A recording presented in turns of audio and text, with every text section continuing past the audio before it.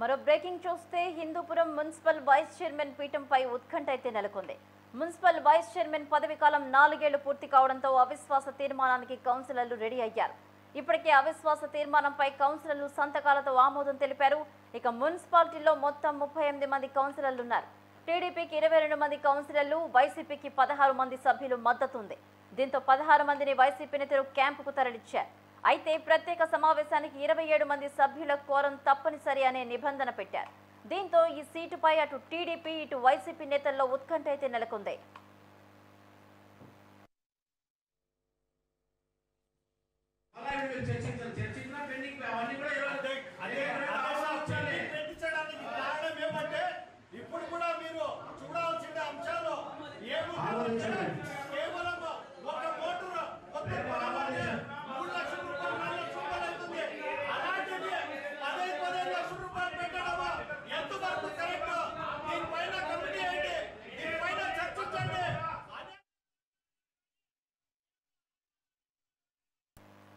Hindupuram municipal vice chairman పీఠంపై ఉత్కంఠ అయితే నెలకొంది. మున్సిపల్ వైస్ చైర్మన్ పదవి కాలం 4 ఏళ్లు పూర్తి కావడంతో అవిశ్వాస తీర్మానానికి కౌన్సిలర్లు రెడీ అయ్యారు. ఇప్పటికే అవిశ్వాస తీర్మానంపై కౌన్సిలర్లు సంతకాలతో ఆమోదం తెలిపారు. ఇక మున్సిపాలిటీలో మొత్తం 38 మంది కౌన్సిలర్లు ఉన్నారు. టీడీపీకి 22 మంది కౌన్సిలర్లు, వైసీపీకి 16 మంది సభ్యుల మద్దతు అయితే ఉంది.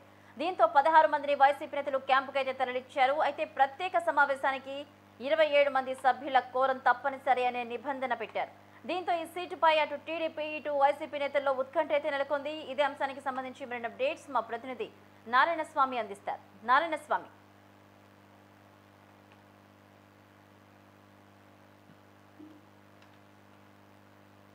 నారాయణ స్వామి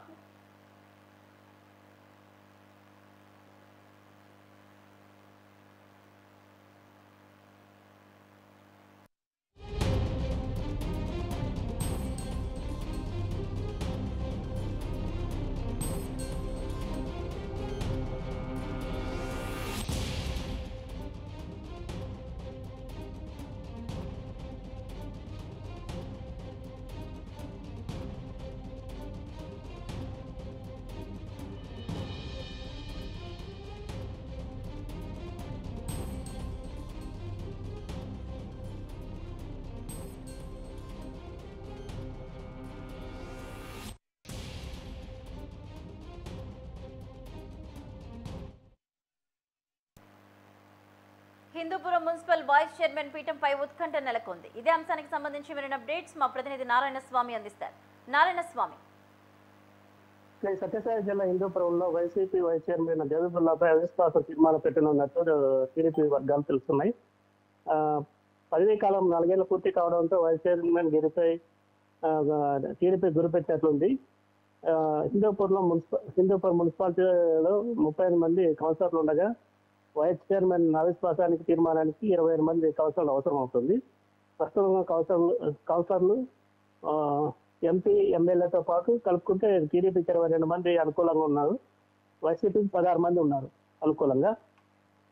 3వ వంతు మెజార్టీతో అవిశ్వాసం పెడితే తప్ప వైస్ చైర్మన్ దింపడానికి వీలుండదు.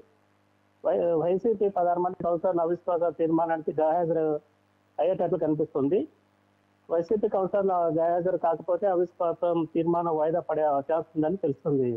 భవాని, అయితే ఈ సమావేశానికి సుమారు 27 మంది సభ్యుల కోరం తప్పనిసరి నిబంధనకు సంబంధించి ఎలా ఉండే అవకాశం ఉంది? ఇటు వైసీపీకి సంబంధించి టీడీపీకి సంబంధించి తర్జన భర్జన ఉండే అవకాశం ఉందని అనుకోవచ్చా? నారాయణ స్వామి,